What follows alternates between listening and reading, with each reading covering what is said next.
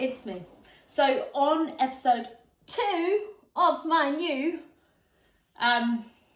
YouTube videos, we're going to talk about what to do when your January motivation is already starting to fade.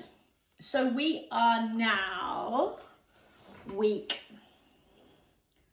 3 of January, and it's around this kind of time where people have been really good, really on top of it for the first 2 weeks, and then on the 3rd week things start to fade a little bit. Like the motivation starts going, habits start slipping a little bit. You've gone out of the cage really fast, you've smashed your workouts, and now you're slowly kind of easing off a bit. Like you feel like you've done a couple of weeks and now you're stepping back from a bit. So I thought I would run through a little bit about on this and what you might be feeling and how you can essentially start getting back on top of things to keep you going. So it's not just a January fitness goal, it's you building and creating healthy habits that are going to last. So I want to say, first of all, this is quite normal. This is quite normal. How you're feeling is quite normal, especially if you're relatively new to exercise. You've got that mindset of having eaten loads or drunk loads at Christmas, and you feel a little bit like, bleh, you just don't feel your best. So once you start getting back on track for the first couple of weeks, you've got that motivation behind you and you're feeling good, right? And after 2 weeks of being on track, you do generally feel pretty good about yourself, right? But then it does start to fade. So how you're feeling is quite normal, especially when we're now going back to work, we're now back in work, we are now back into the swing of our routines. Perhaps you're being pulled from all angles in your job, perhaps you're being having to do school runs, nursery runs, like whatever position you're in at life, like things do change our course of direction when it comes to building these habits. So I want to say that how you're feeling right now is normal, and it is kind of part of the hurdle you're going to have to come over after that.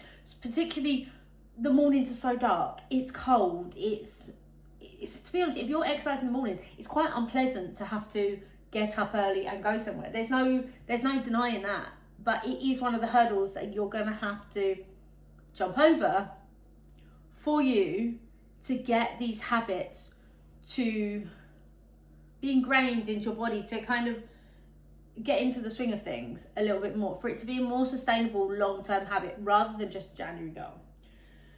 So I've got my notes that I'm going to run through, and let's start with the first one. So stop making it mean something about you. Like just because you've got to week 3 of January and you feel like things are slipping away, you're losing that habit that you feel like you've started to build. It isn't because you're lazy.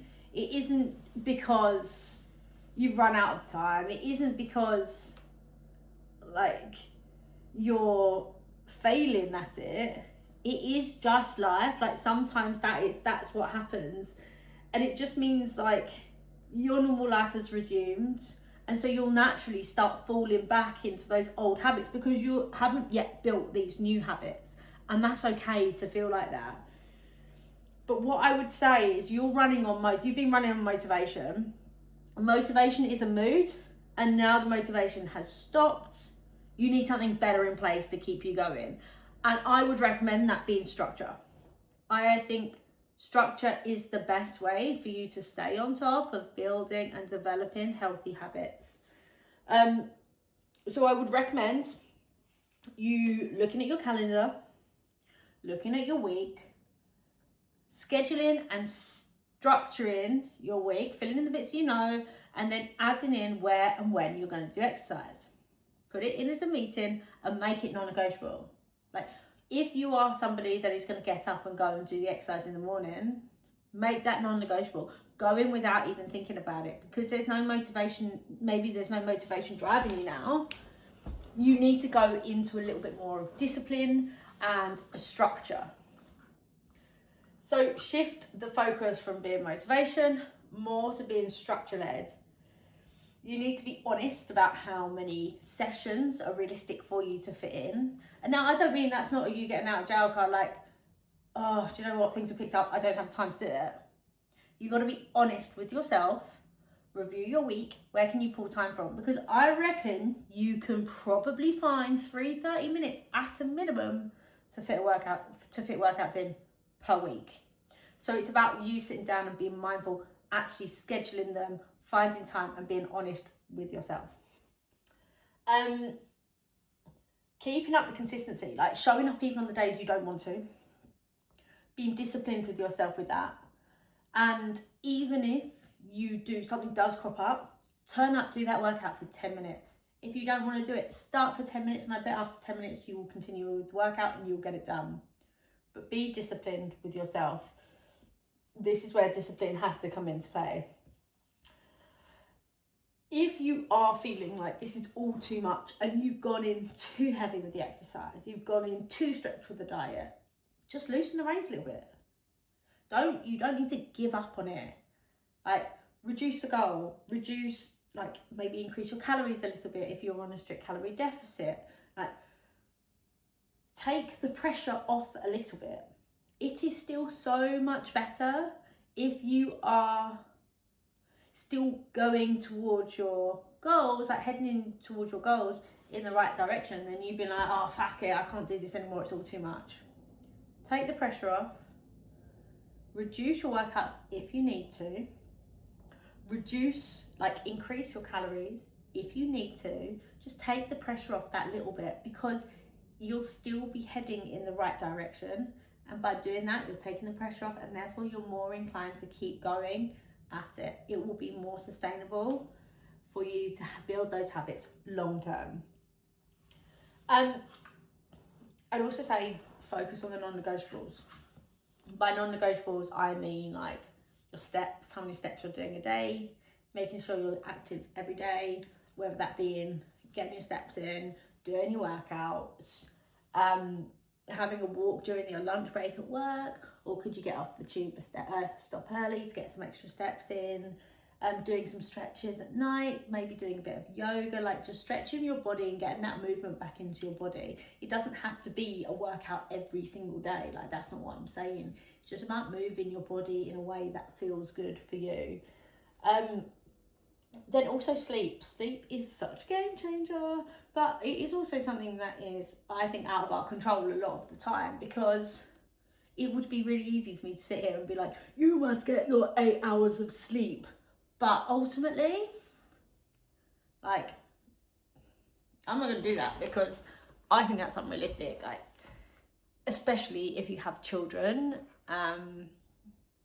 if you have anxiety, if you have a heavy workload and you've got a lot of stress on your mind, sleep's hard. Like, sleep doesn't come naturally to everybody. It's not the easiest thing, and I know firsthand how that can feel. But do what's in your control when it comes to your sleep, like stopping drinking caffeine by midday, putting your phone away an hour before bedtime, like switching your lights to dimmer lights. When it comes to the evening, just being more mindful about the steps that you can take control of when it comes to sleep, and just trying to improve the quality of the sleep, if nothing else. Like, you don't need to stay up until 10, 11 o'clock at night watching Netflix. You don't need to do that, right? Yeah, it might be nice, but how much nicer might it be to be going to bed at 9, 10 o'clock and having those extra hours of sleep to feel good? And I know that's not possible for everyone, but it's just a thought. Another non-negotiable is your food. Like, it doesn't have to be perfect, doesn't have to be textbook, but just eating with intention, being mindful about what you're eating, getting your protein in. So protein amounts is different based on what your goal is,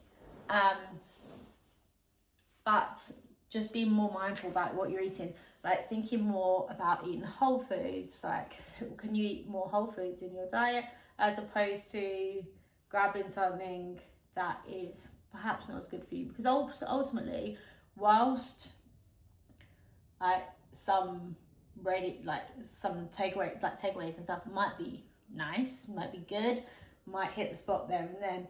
They're just like additional calories that you might not always need to eat. And I'm not saying cut them out altogether, but have them as a treat. Keep them as a treat. See if there's food that you can cook in bulk and freeze portions of. So on those days that you're back from work and you're feeling tired and you're feeling lazy, then you still know that you've got a decent meal that you can chuck in the oven and it's a ready to go healthy meal, homemade, that you've done. And just thinking more along the wholesome, nutritious food that's going to fill you up, it's going to nourish you. And because we all know, right, when we eat healthily, it does make us feel good, doesn't it? Like, it makes us feel a little bit smug, and you're like, do you know what? Yeah, I've been healthy today. And you feel like, I've done well. And like, why ruin that? Like, it's a nice thing. Says she that's still like, I love chocolate, I love crisps, but I just have to put the reins on sometimes and focus on how good it makes me feel when I am healthy and eating good food.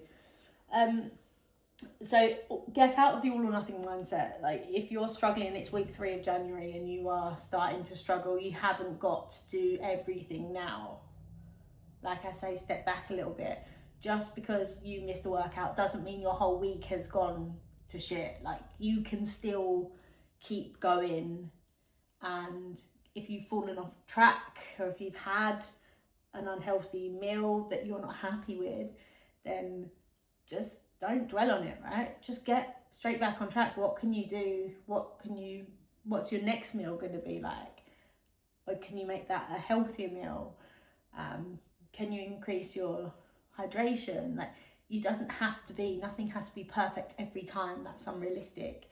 But it's about finding that middle ground. It doesn't need to be all or nothing all the time. Connect with your why. If you're getting to week 3 of January and you're it's fading, this feeling inside you is starting to fade, remember your why. Why did you start this journey? Why did you want to go on this fitness journey? What does it mean to you? What's your goal? Where do you want to get to? How do you want to feel? What I would recommend doing is taking that goal and putting it somewhere that you can see, whether that's on your fridge, as your screensaver, on your phone, or your wallpaper, whatever you want to call it. Just having it places where it's easy for you to see and a reminder. Because ultimately we start this for a reason, and we typically might fall off track due to motivation. But once we regain that motivation, it will help us stay on track and start pushing forward towards our goal again. So ultimately, how you're feeling, if you are feeling a little bit off track on 3rd week of Jan, it's normal. It's nothing to worry about. It's just about reconnecting with your why and trying to get back on track. And it's not that you need more motivation or you need a fresh start. Like, it's not any of that. You just need to keep showing up, even that if that's imperfectly. Like, showing up imperfectly, being consistent. Just what is going to be, asking yourself what's going to move you closer towards your goal, or what's going to push you further away. Taking it day by day, step by step. And if you need any help at all with any of that, drop me a message. I'm always here to help. And if you've got any questions on any of it, let me know. See ya!